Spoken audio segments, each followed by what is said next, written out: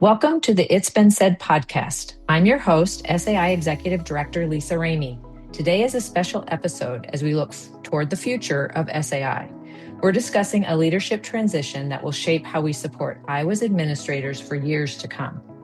I'm excited to spend time today with someone you are all most likely familiar with because of his involvement with SAI over the years as a member and in roles on both our Representative Council and Executive Committee. His most important SAI role yet will start this summer when he joins SAI as the new Executive Director. I'm excited to spend time chatting with my successor, Dr. Brad Buck. Welcome, Brad. Thanks, Lisa. I'm glad to be on here. Yeah, awesome. Thanks for taking the time to be with me. So, Brad, you and I have known each other for a long time, but some listeners may not know you very well. Can you start by telling us a bit about your background and what was that moment or that spark when you realized you wanted to lead the association rather than your current role as superintendent? Yeah, thank you. So I've been a middle school principal, and that's where we met back in Hudson, Iowa, in the late 90s. And been in Waukee for a good chunk of my career, associate superintendent and principal, former director of the Department of Ed, Sadell Soup, Cedar Rapids Soup, and now in Waukee. So I would say the spark moment is the first time that I was elected to be president, and I don't know how long ago that was. That's been a little while back. I got to see the true inner workings of the organization. You know, it's one thing to be a member and be a part of all those activities, but to have that role as president, and it just got me excited. I have kind of a service orientation, I think, or at least I hope. And that coupled with the ability to have access to all the great executive directors all over the years, just have that access. And so I just got excited as far back as that time and have worked to stay closely involved just over the years. So, in what ways do you anticipate the role of executive director being different from your current role as superintendent of a very large district in the state? One of the ways I'm thinking about this, at least at sort of its inception here, is more of a statewide role like I had when I was director. So access to lots of sizes and varieties of districts. And we're going to talk about this in a little bit, likely, but some of the changes that thread across all, worries about enrollment and worries about funding and those kinds of things, but also recognizing there's some acute differences between those things. So staffing patterns out in districts, maybe some of the behavioral challenges, although we probably argue that's more universal maybe than it was even a few years ago. But from going from a sort of larger district mindset to a mindset that's more inclusive about the types of ways in which members need to be supported, whether they're in a smaller rural district, a larger urban district, or kind of somewhere in between. Yeah, your days at the Iowa Department of Education certainly had you see that broad spectrum across the state. And so you're stepping back into a role that you need to think broadly around not just a district that you're serving, that while it's large, right, and you have different buildings and so forth, but across the state and the similarities and differences of the state of Iowa and the districts in Iowa. Yeah, for sure. Yeah, and all the people that you serve.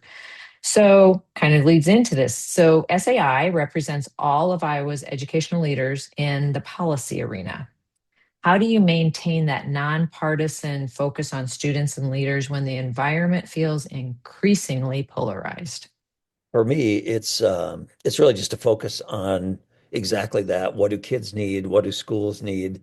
And really trying to avoid any kind of inflammatory rhetoric or any kind of finger pointing. So it can easily, I think it can be easy at times to fall into frustrations, especially related with, school funding, for example. But the real focus here is on buying power, opportunities for kids, reasonable and even better increases in pay for staff, those sorts of things. So to the extent that we can stay on track on what the problems are we're trying to solve and the ways in which we're thinking about solving those problems, I think that's generally pretty safe territory. And your note of polarization, boy, that is that is a reality, and we certainly need to be cognizant of it because even 5 or 10 years ago, the environment in which we worked isn't is anywhere near as polarized as at least as it feels at this time. So some of it is just trying to keep that in mind contextually, like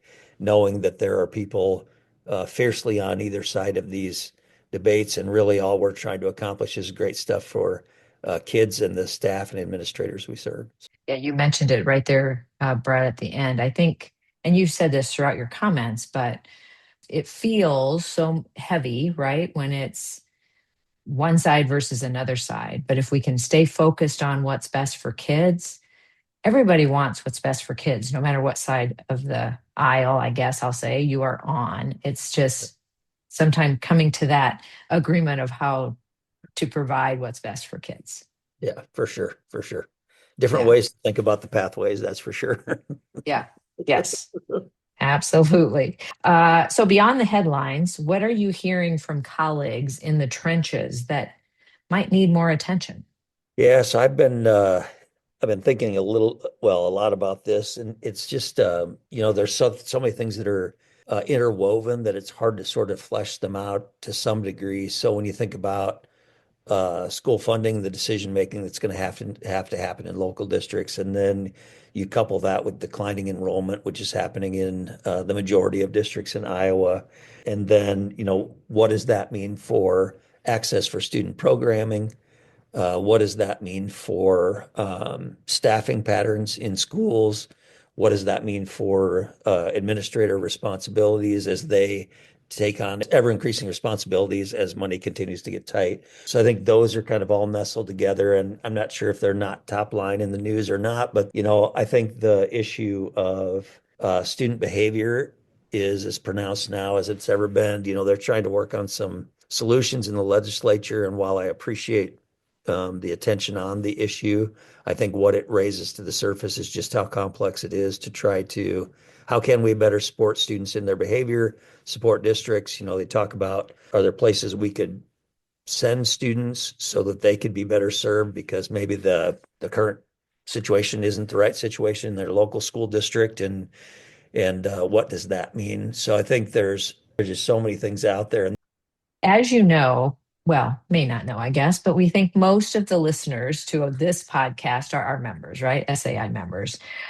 Can you share any specific goals or hopes that you have for SAI that would really possibly elevate the organization's value to our members?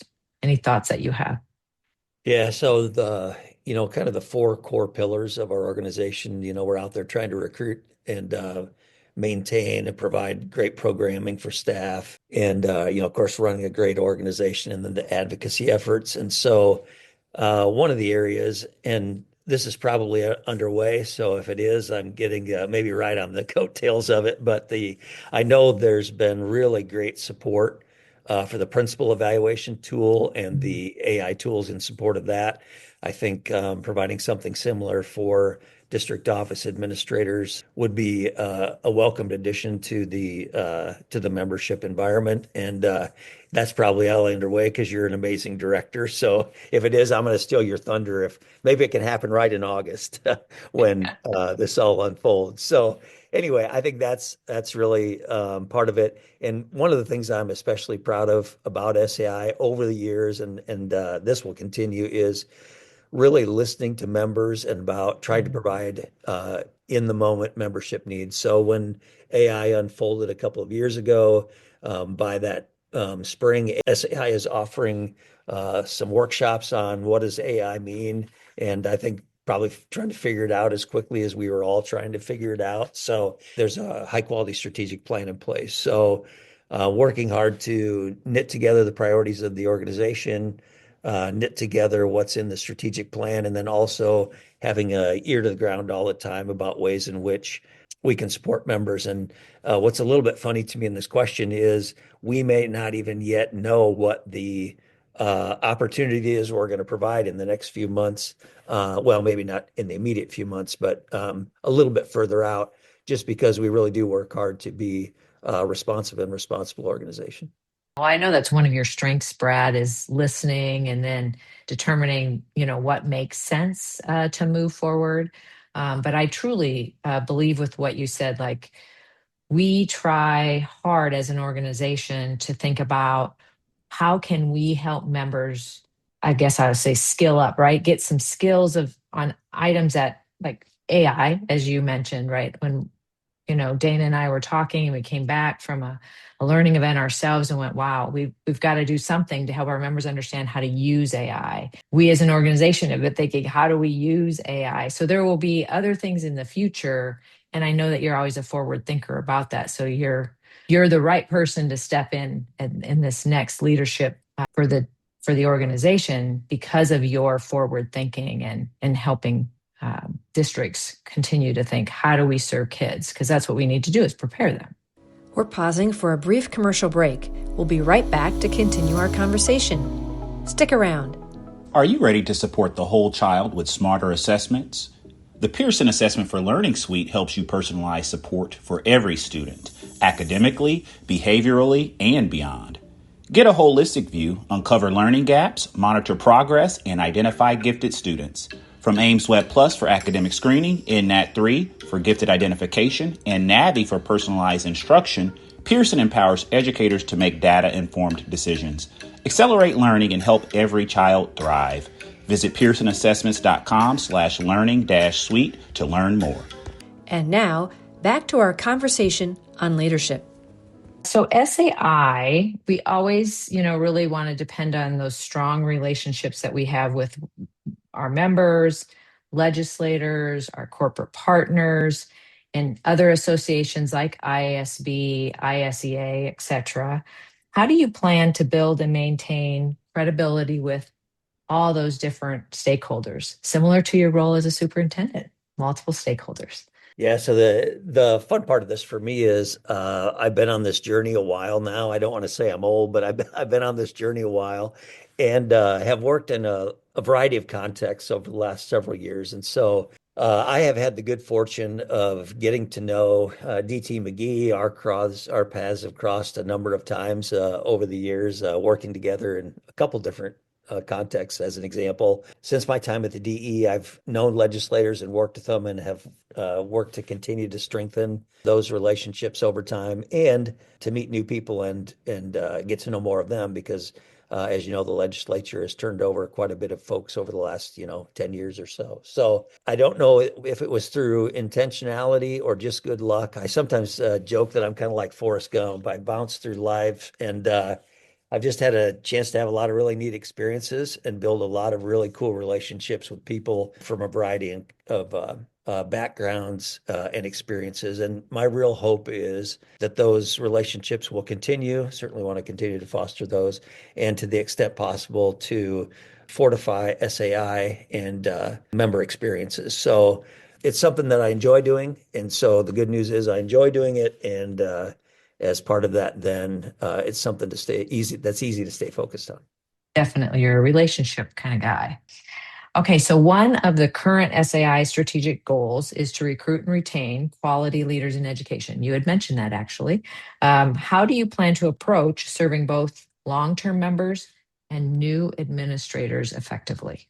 So the new one of the things I talked about in my interview, and I think you guys already do some of this, is reaching out to our college programs and making sure that we're, doing initial work while folks are working on that degree, so they really understand what SAI is about and the types of advantages that there would be in becoming a member. So I think wanting to go back and make sure that I'm getting my face in front of those groups, knowing that that's been a long, proud tradition of SAI.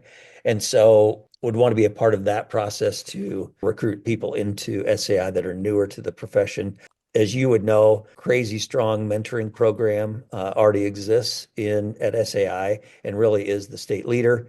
And so just want to make sure that we're continuing to keep that the strong program that it is and amplify it to the extent that we can based on feedback. Because as I've mentioned and believe, SAI is very much a feedback-driven organization in service of our members. So I think that, and then keeping the ear to the ground on the kinds of things longer-term members need. So again, it's being thoughtful, it's being focused on what members need.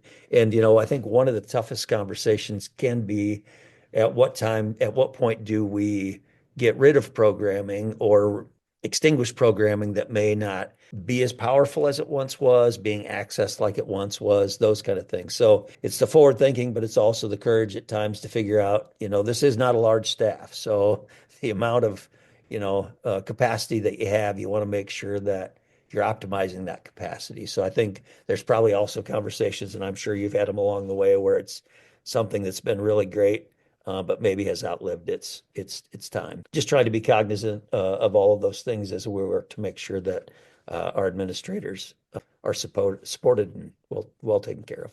So what do you hope to achieve in your first year as executive director? So mostly just want to make sure that reaching out, getting to know people, maintaining the relationships that are already in place. So a lot of, the great news is the handoff here is a well-run, high-quality organization. So coming into it, I have the gift of being able to really get to know people, get to know the programming, get some real context. So this isn't a case where, you're coming into a situation and you're thinking, holy cow, this place is on fire. Where do we start, putting them out? This is really, here's a high quality organization that does a lot of things really well. Talking to people, is there some low hanging fruit out there? Something that we got a blind spot on that we could make some immediate improvement? And certainly we would want to take advantage of that if it exists. And then a larger term over the course of the year, maintain or increase membership, have high satisfaction survey results from administrators that their needs are being taken care of, shepherding and mentoring those that are new to the profession or new to roles. Those are the kind of metrics I think I'd be focused on, and just really, really excited to get in there and get at it. As you know from serving on the Representative Council and Executive Committee, almost monthly throughout the year, you have a representative group of members coming to a meeting, whether it's in person or virtual. We don't have that in July and August because getting ready for conference and people taking vacations and so forth. But you have that ready-made feedback group that you can touch base with as you're hearing from the larger state members as well. So it's helpful to have those members who are willing to serve on the ECRC, which always have, in my 4 years, have been very thankful for each one of them. And you've sat there, so you know how that can go and what it looks like and how it shapes the organization as well. To help our members get to know really the person behind the title, so get to really know you, Dr. Buck. What's one book you've recently read that impacted your leadership? And or what's your favorite way to recharge away from the office? I really think it needs to be an and. Book and a way to recharge, but or. So one of my principals a few months back, he got me turned on to this quantum computing. I didn't know anything about quantum computing. He's like, Brad, your mindset, you need to read this. So I started to watch, I'll never get the guy's name right off the top of my head. Anyway, I started to watch his YouTube videos first. And he's this crazily smart, like physics professor. And we're talking about this whole type of computing that's potentially coming. And then the magnitude of what unlocking this type of computing is going to mean for everything. So it's basically taking AI, throwing it on the craziest steroids you could think of, and then moving all of that forward. So this is nature can do all of the calculations it takes to do photosynthesis at essentially any temperature. I mean, it's a broad range of temperatures, right? So all of the calculations it would take to get all of those enzymes, sunlight, all of those things together and have it function like it does in nature, we can't do that with our current computing. So quantum computing is going to allow us to do that sort of calculation. So even as I say that, I don't even really know what that means other than it's mind-boggling.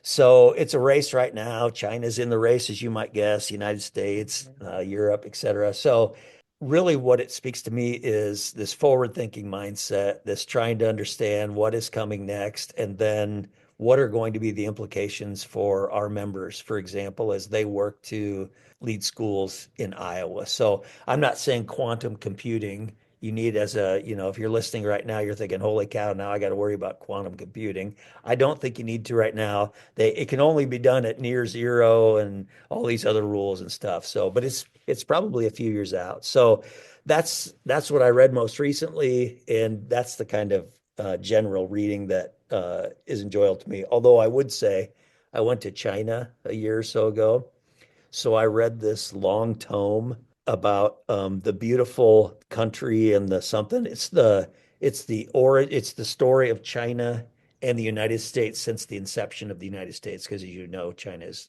way older than the United States. Right. But it was wild to read this, 600 or 700 page book about, how things were back then and how they are now. They're not that different in some ways.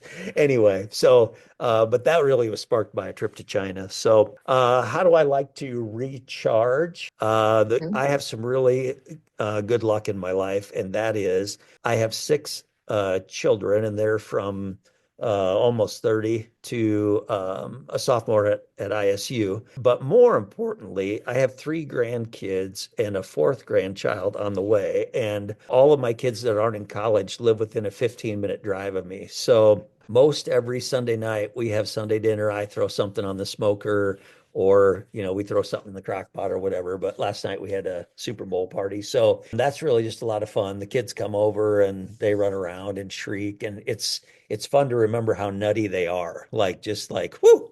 And it's a good reminder of, I don't know how we lived through those years when we had six kids under 10.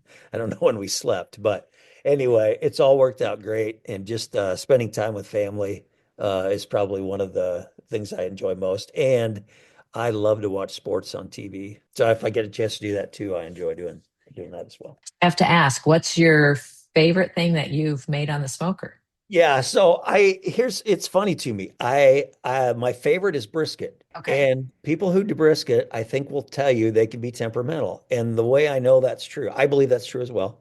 And the way I know that's true is every time I make a brisket, I feel like I make it the same way. And every time I make it, when I go to cut it, it could be anything. It could be exactly like the brisket you would want. It could be like a piece of rawhide. It can fall apart like chopped brisket. So I like to make brisket, but I would be lying if I said I've got the art of brisket making down, because, and the kids tease me now. They're like, we tear open the foil, whatever. And they're like, well, what's it going to be? I don't know, but it always gets eaten. I did notice that. So Okay, well that tells you a lot right there. yeah, If it yeah, always gets eaten. Yeah. that's right. No Yeah. leftovers. All right, Brad. So I've taken up a bit of your time. I know you're a busy man.